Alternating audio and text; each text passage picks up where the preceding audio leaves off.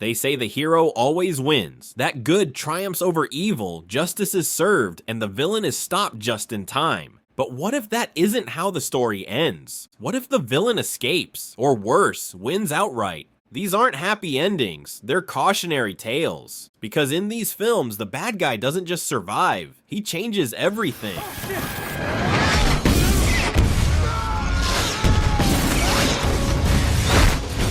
Although the Joes manage to take Cobra Commander and Destro into custody, the villains still pull off a devastating endgame. Using advanced nanomite technology, McCullen disguises Zartan to look exactly like the President of the United States. With Zartan now planted inside the White House and no one the wiser, Cobra has effectively seized control from within. What follows is a quiet, covert coup, a political infiltration that sets the stage for their global agenda. So while it might appear the heroes triumphed, the final twist reveals something more sinister. Cobra hasn't been defeated, it's only just begun its rise.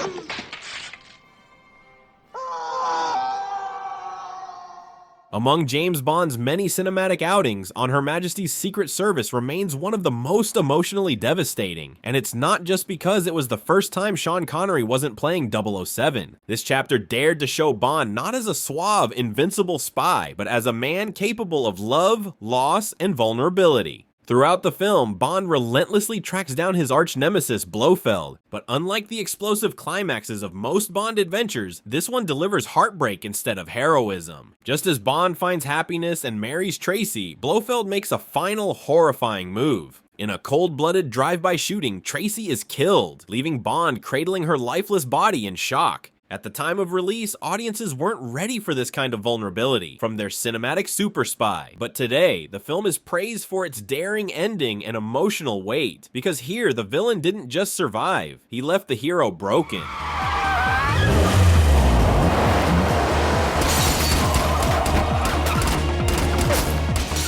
Played with slick menace by John Travolta, Gabriel is more than a high-tech criminal. He's a master manipulator orchestrating a billion-dollar heist under layers of distraction, misdirection, and outright chaos. His unwilling accomplice? Stanley Jobson, a reformed hacker dragged back into the game with promises of freedom and threats against his daughter. By the climax, it seems that Stanley has beaten him, but it's all an illusion. Gabriel has faked his death and disappeared with the cash. The villain didn't just escape, he rewrote the rules of the game.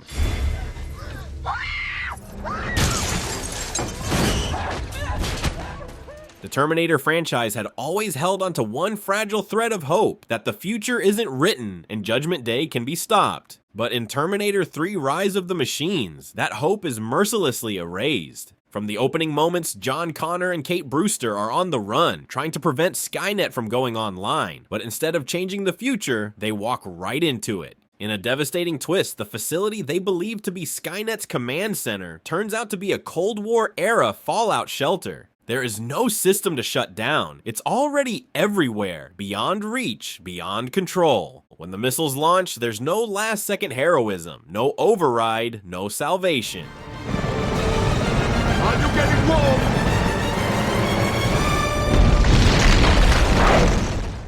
Skyfall strips Bond down to his core, both physically and emotionally, and puts him face to face with a ghost from MI6's past. That ghost is Raul Silva, a former agent turned cyber terrorist, played with unsettling intensity by Javier Bardem. Silva's goal isn't global domination or nuclear threats, it's deeply personal. He wants revenge on M, the woman who betrayed him. From the outset, Silva is always one move ahead. He hacks into MI6, he blows up their headquarters. He manipulates events so precisely that even Bond at his sharpest can't stop the unraveling. By the time Bond lures Silva to his childhood home, it's already too late. Though Bond manages to kill him, Silva gets exactly what he wanted. M dies in Bond's arms, broken and exhausted. In a franchise defined by swagger and last-minute saves, Skyfall stands apart, because here, the villain doesn't need to survive to win. He just needs to make the pain last forever. Ready your breakfast and eat hearty.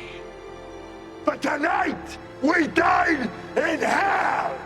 Based on the Battle of Thermopylae, the film follows King Leonidas and his band of 300 Spartan warriors as they make a heroic last stand against the overwhelming might of the Persian Empire. From the beginning, Leonidas knows the outcome. The Spartans are not there to survive. They're there to send a message. Their defiance is legendary. They repel wave after wave of Persian soldiers, and Leonidas even lands a symbolic blow on Xerxes, drawing blood from a man who claims to be a god. But none of it stops the inevitable. The Spartans are betrayed, they are surrounded, and they are slaughtered. Xerxes continues his march through Greece, victorious. The villains win the battle. Yet the film doesn't end in despair. Instead, it ends with the spark the Spartans ignited, the idea that courage and sacrifice can inspire a nation. The Persians may have won that day, but Leonidas won something else, a legacy that outlived every enemy sword.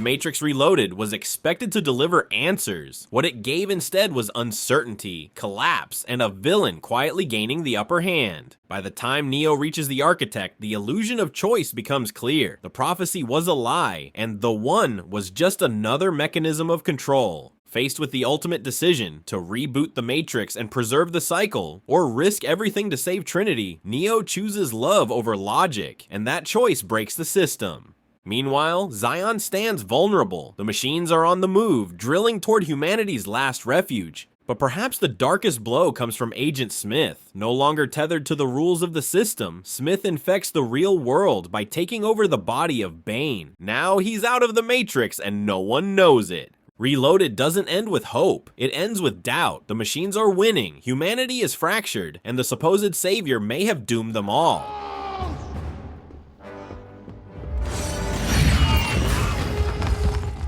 From the very first scene, Thanos dominates the narrative. He defeats the Hulk, kills Loki, and begins his cosmic scavenger hunt for the Infinity Stones. And unlike most movie villains, he succeeds. One by one, he tears through the Avengers' strongest defenses. Then comes the snap. With a flick of his fingers, Thanos erases half of all existence. And in the final moments, Thanos doesn't gloat. He simply watches a sunrise, at peace, convinced that he's done the right thing. I'm full of surprises. In 1980, The Empire Strikes Back changed the way blockbusters told stories. Gone was the feel-good triumph of the original Star Wars. In its place came something different. Luke Skywalker, eager and untested, rushes to face Darth Vader before he's ready and walks into a carefully laid trap. The duel is brutal. He's physically outmatched, mentally unprepared, and emotionally shattered. And then comes the revelation that shook an entire generation. Vader isn't just the enemy, he's Luke's father. The young Jedi loses his hand, his confidence, and the belief that good always prevails. He throws himself into the abyss rather than accept the truth, barely surviving with his life. The Empire Strikes Back didn't just let the bad guys win, it proved that sometimes the most powerful blow isn't physical, it's the realization that hope doesn't always come easy.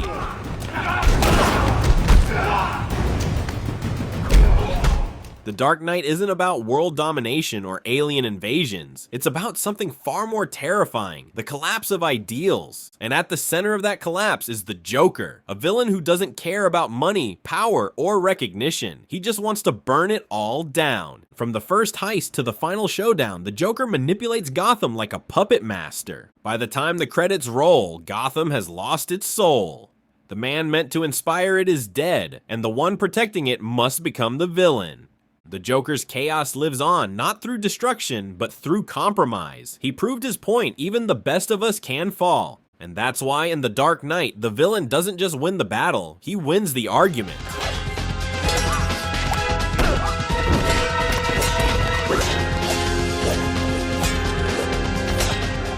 In Hollywood, victory is often just a matter of timing. Heroes usually get their moment, eventually, but these films dared to flip the script. They ended with heartbreak instead of hope, with destruction instead of deliverance. Because sometimes, the villain doesn't need to survive to win. Sometimes all it takes is one irreversible act, one broken soul, one snapped finger, one tragic bullet. And in those final moments, it's not about who's left standing, it's about what's been lost. That's what makes these stories unforgettable. Because when the villain wins, nobody walks away unchanged. Thanks for watching, and don't forget to subscribe for more awesome content.